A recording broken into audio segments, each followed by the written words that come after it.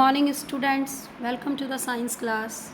Today we are going to start our new chapter, that is chapter 11 of your science syllabus, and its name is The Human Eye and the Colorful World. Human Eye and the Colorful World. In this chapter we will discuss about the structure and functioning of the human eye and what are the functions of the various parts of human eye, what are the various defects of vision and how can we correct them. And we will also learn in this chapter about the we will study about the some natural optical phenomena in nature, such as about the rainbow formation, splitting of white light and the blue color of the sky. So we have to touch all the topics in this chapter. Now the human eye. Human eye, we all know that the human eye is one of the most valuable and sensitive sense organ. It enables us to see the wonderful world and the colors around us. On closing the eyes, we can identify objects to some extent by their smell, taste, sound they make, or by touch. But it is however impossible to identify colors while closing the eyes.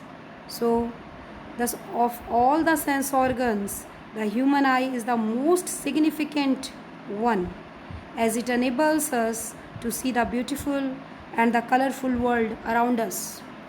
जितने भी हमारे sense organs हैं उनमें human आई हम कहें सबसे important है. ये ह्यूमन आई है जिसके कारण हम ये ब्यूटीफुल एंड कलरफुल वर्ल्ड देख पाते हैं. So it is the most important and delicate sense organ. Okay, now the structure of human I. Human आई की अगर हम स्ट्रक्चर देखें, so the various parts of human I, the important parts of the human I R, so it is made up of the various parts of cornea, iris, pupil, crystalline lens, ciliary muscle, retina, different types of retinal cells, rod cells, cone cells, optic nerves, the liquid which is present in the eye, aqueous humor, and vitreous fluid and vitreous humor. So these are the important parts of the human eye. Now one by one we will discuss the functions of these parts. Now the cross section through the human eye. से पहले diagram में भी हमने इसका cross section देखा.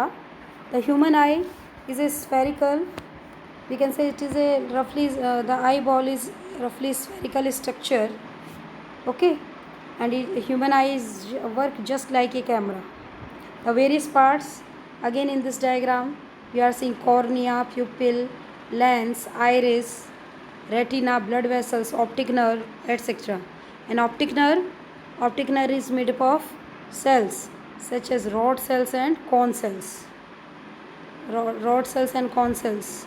So these are the various light sensitive cells which are present in the eye. Now about the functioning of the various parts of the eye. Parts and the functions of a human eye. The various parts of the eye. The human eye is like a camera. Its lens form an image on a light sensitive screen called the retina. Human eye एक camera की तरह काम करता है और इसमें जो screen की तरह हमारे आई के अंदर जो का वर्क करता है वो पार्ट है रेटिना. सबसे पहले लाइट हमारे आँख के अंदर जो एंटर करती है through a thin membrane, the front part of the I which is a thin membrane, the light enters the I through a thin membrane called the cornea.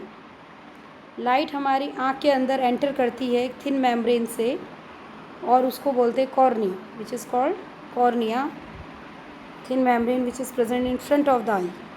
It forms the transparent bulge on the front surface of the eyeball. Cornea forms the transparent bulge on the front surface of the eyeball. The eyeball is approximately spherical in shape. Eyeball is spherical in shape with a diameter of about 2.3 centimetre. हमारा जो eye ball है spherical shape होता है, approximately spherical होता है shape में, और इसका डायमीटर जो है करीब करीब जो है इसका डायमीटर 2.3 सेंटीमीटर के बराबर होता है. Now most of the refraction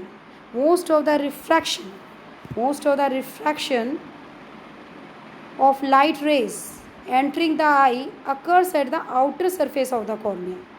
Where the most of the refraction of the light rays takes place in the eye?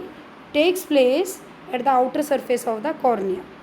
ज़्यादातर रिफ्रैक्शन जो है कॉर्निया जो है हमारा आउटर सरफेस जो है इधर ही होते हैं. Most of the refraction takes place at the outer surface of the cornea. It is a transparent part of the eye. Now after that the crystalline lens merely provides the finer adjustment of the focal length required to focus the object at different distances on the retina. So the crystalline lens merely provides the finer adjustment of the focal length required to focus the object at different distances on the retina. crystalline lens जो है आई में crystalline lens present होता है, उसका main काम क्या है? crystalline lens उसका मेन काम है फोकस जो फोकल लेंथ है उसको एडजस्ट करना, फोकल लेंथ को एडजस्ट करना जिससे कि नियर और फार ऑब्जेक्ट जो है उनकी इमेज सही से रेटिना पर बन सके. तो adjustment of focal length crystalline lens का काम होता है हमारी आँख के अंदर. नाउ द आइरिस जो कि जो कॉर्निया है उसके पीछे प्रेजेंट होती है स्ट्रक्चर. उसके बाद में iris is a dark muscular diaphragm behind the cornea and it controls the size of the pupil. Iris is a dark muscular diaphragm. It controls the size of the pupil.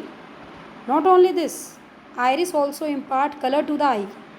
The color of the eye is what? The color of the iris. iris का जो colour होता है वही आँख का colour हम कहते हैं. आइरिस आँख को कलर इम्पार्ट करता है. And not only this, it also controls the size of the प्यूपिल. The प्यूपिल regulates and control the amount of light entering the I. Iris प्यूपिल के साइज को कंट्रोल में करता है और प्यूपिल हमारी आँख के अंदर कितनी लाइट जानी चाहिए उसको कंट्रोल करता है.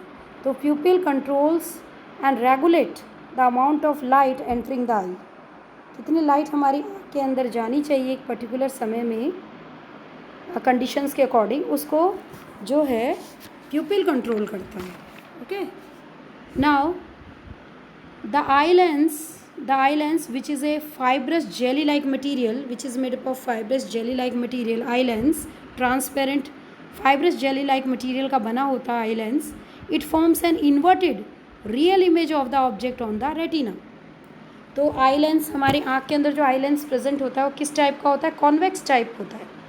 हमारी आँखों में कॉन्वेक्स लेंस प्रेजेंट होता है जो कि रेटिना पे रियल एंड इन्वर्टेड इमेज बनाता है. वेरी इंपॉर्टेंट, ये रेटिना पे रियल एंड इन्वर्टेड इमेज बनाता है. जो आई लेंस हमारी आँखों के अंदर प्रेजेंट होता है ये कॉन्वेक्स टाइप का आई लेंस होता है which forms real and inverted image of an object on the retina. So the what is eye lens is made up of fibrous jelly like material. Okay. Now its curvature can be modified to some extent by the ciliary muscle. Also behind the pupil the muscles which are present in our eye are called ciliary muscles, and ciliary muscles plays a very important role in modifying the curvature of the eye. Eye lens जो है उसके curvature को ciliary muscles भी काफ़ी हद तक modify रखते हैं. तो सिलेरी मसल्स बहुत इंपॉर्टेंट पार्ट है आई का और ये आई की स्ट्रक्चर को हेल्दी बनाने में बहुत इंपॉर्टेंट रोल प्ले करते हैं. So the eye lens curvature is modified to some extent by the ciliary muscles. Ciliary muscles eye lens के कर्वेचर को मॉडिफाइड करने में काफ़ी हद तक रोल प्ले करते हैं. The change in curvature can thus change the focal length of the lens. अगर कर्वेचर चेंज होगा तो उससे फोकल लेंथ भी चेंज होगी लेंस की. Okay. Now retina, the image formation takes place on the screen present on the I which is called retina. Retina पे image formation होता है. Now the retina is a delicate membrane in which image formation takes place and having enormous number of light sensitive cells.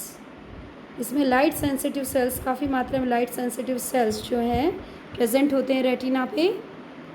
Now the light sensitive sales gate activated upon illumination and generate electrical signals. Now light sensitive sales जो होते हैं, जो कि हमारे retina में present होते हैं, these are of two type, rod cells and cone cells. These two types of cells are present in the eye, rod cells and cone cells. Rod cells are sensitive to dim light and cone cells are sensitive to bright light. Cone cells दिन में देखने में हमें help करते हैं. Colour, C for cone, C for color, तो colourful word को दिन में देखने में हेल्प करते हैं, जबकि रॉड सेल्स रात के वक्त एक्टिव होकर हमें सेंसेशन करवाते हैं. तो ये दोनों तरह के सेल्स हमारी आँखों में, रेटिना में प्रेजेंट होते हैं. Now the light sensitive sales gate activated upon illumination and generate electrical signals. ये लाइट सेंसिटिव सेल्स जो हैं एक्टिवेट हो जाते हैं जब लाइट हमारी आँखों के अंदर आती है, रिफ्रैक्शन होता है जब, और ये इलेक्ट्रिकल सिग्नल्स जनरेट करते हैं.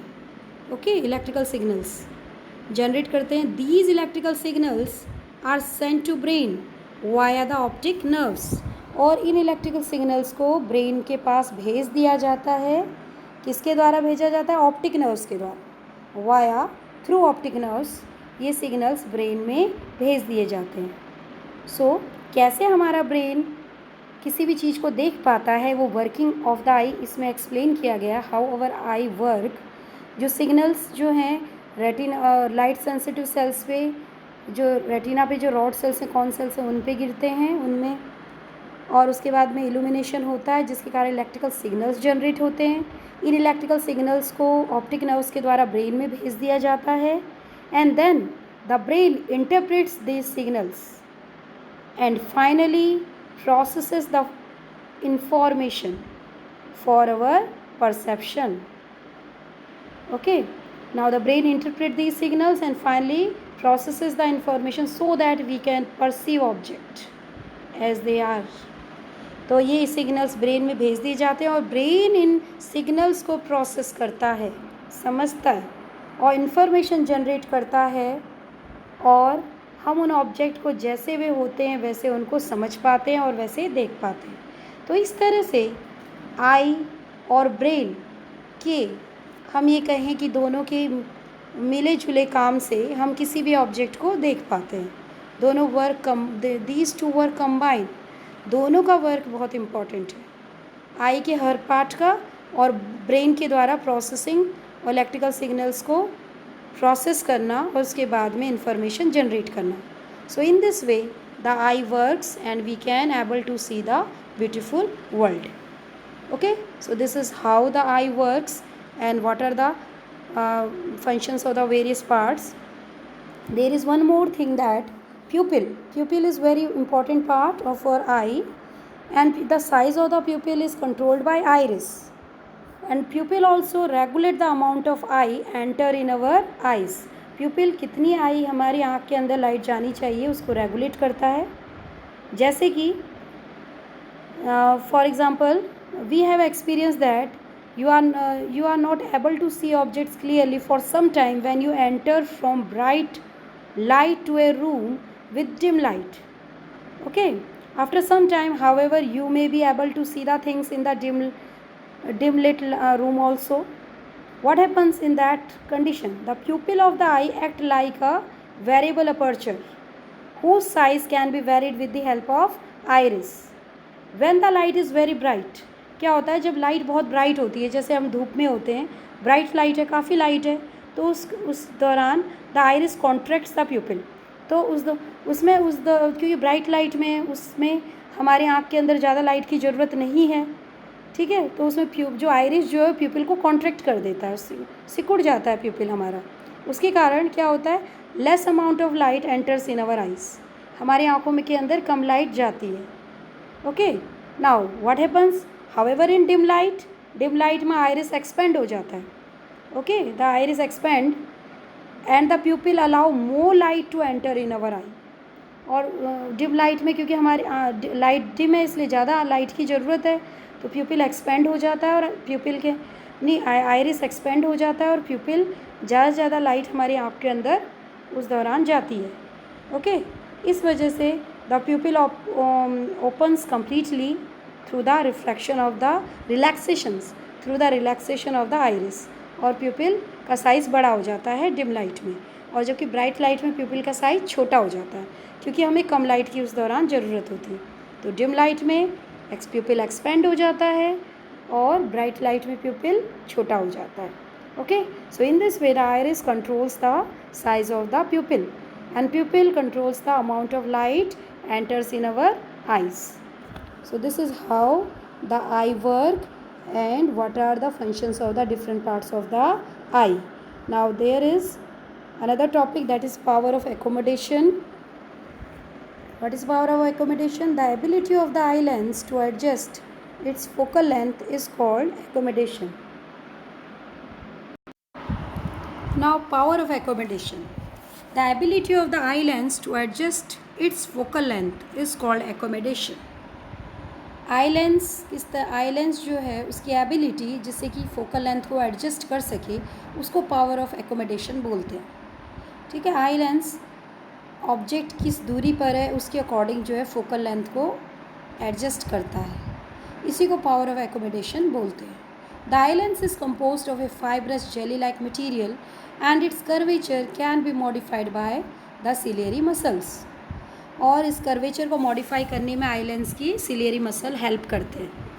Hence the focal length can be changed as per the requirement.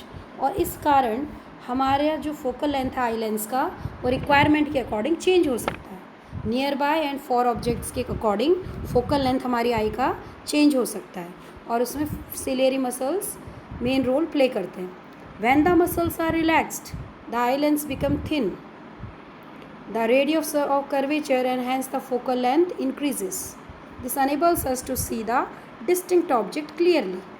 क्या होता है जब मसल्स रिलैक्स्ड होती हैं, सिलेरी मसल जब रिलैक्स्ड होती हैं तो आई लेंस पतला हो जाता है, आई लेंस बिकम थिन, और जिसके कारण रेडियस ऑफ कर्वेचर और जो फोकल लेंथ है वो बढ़ जाती है और इसके कारण हम दूर के ऑब्जेक्ट्स को आसानी से देख पाते हैं clearly. Okay, now similarly when we look at the object closer, when we look at the object which are closer to the eye, उस कंडीशन में क्या होता है, सिलेरी मसल्स कॉन्ट्रैक्ट. जब नियर बाय ऑब्जेक्ट्स को हम देखते हैं जो आँख के नज़दीक होती है उस दौरान सिलेरी मसल कॉन्ट्रैक्ट हो जाती है और जिसके कारण it decreases the focal length of the eye lens और जिसके कारण radius of curvature and hence focal length जो है कम हो जाता है, डिक्रीज हो जाता है. और this enables us to see the near by object clearly, और जिसके कारण हम नियर बाय ऑब्जेक्ट को आसानी से देख पाते हैं. सो जब हम नियर बाय ऑब्जेक्ट को आई लेंस जो है नियर बाय ऑब्जेक्ट को देखने में जब सिलेरी मसल्स कॉन्ट्रैक्ट होती हैं तो उस समय आई लेंस जो होता है थिक हो जाता है, बड़ा हो जाता है, फैल जाता है और फोकल लेंथ कैसी हो जाती है, कम हो जाती है. ठीक है, और नियर बाय ऑब्जेक्ट को हम आसानी से देख पाते हैं. तो ये मैकेनिज़्म है कैसे हम near by and far objects को आसानी से देख पाते हैं और कैसे फोकल लेंथ कम ज़्यादा होती है. Now the list distance of distinct vision, LDDV, what is the full form of this? Least distance of distinct vision. Least distance of distinct vision क्या होता है? The minimum distance at which object can be seen most distinctly without strain is called least distance of distinct vision. मतलब वो minimum distance जिसमें आँख आसानी से near by object को आसानी से देख पाती है विदाउट एनी स्ट्रेन, बिना किसी स्ट्रेन के जो नियर बाय ऑब्जेक्ट को आसानी से देख पाती है वो मिनिमम डिस्टेंस को हम बोलते हैं list distance of distinct vision. एक नॉर्मल आई के लिए जो list distance of distinct vision होता है वो 25 सेंटीमीटर होता है. आँखों के नज़दीक 25 सेंटीमीटर पर रखी हुई चीज़ को हम आसानी से देख पाते हैं. उससे नज़दीक की चीज़ को देखने पर हमें हमारी आँखों में स्ट्रेन पड़ता है. ठीक है, सो least distant of distinct vision is 25 centimeter for a normal eye, or we can say it is the near point. And list distinct of distinct vision को हम नियर पॉइंट भी बोलते हैं. Near point for the normal I is 25 centimetre. Now the far point.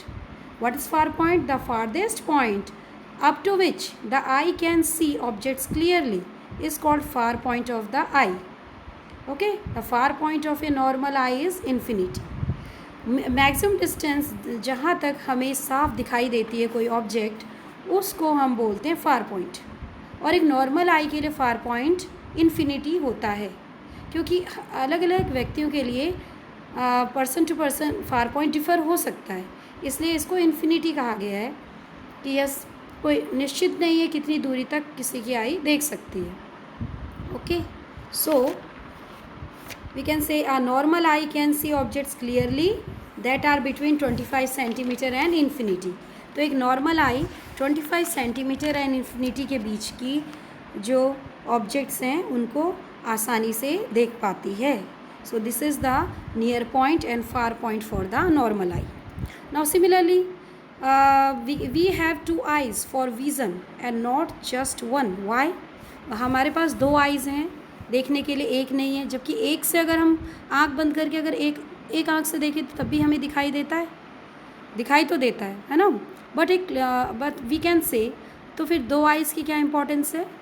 दो eyes की इसलिए importance है because for the wider view के लिए. And it also gives us 3 dimensional picture. अगर एक आँख से हम देखेंगे तो हम किसी भी चीज़ को 2 डायमेंशन से जस्टिफाई कर पाएंगे. जबकि अगर हमें 3 डायमेंशनली कोई ऑब्जेक्ट को देखना है, हॉरिजॉन्टल एंड वर्टिकल प्लेन को एक साथ जस्टिफाई करना है, तो उसमें 2 आइज़ हेल्पफुल होती हैं. तो 2 आइज़ की इम्पोर्टेंस है कि 3 डायमेंशनल पिक्चर को देखने में ये हेल्प करता है. हमारा जो व्यू है उसको वाइडर करता है, क्योंकि किसी भी चीज़ की डेप्थ को जस्टिफाई करने के लिए हमें 2 आइज़ की we can say necessity होती है. So 2 eyes for the wider view and for 3-dimensional view. Okay, so students, go through all these topics, clear your concepts and try to understand them. Okay, thank you students.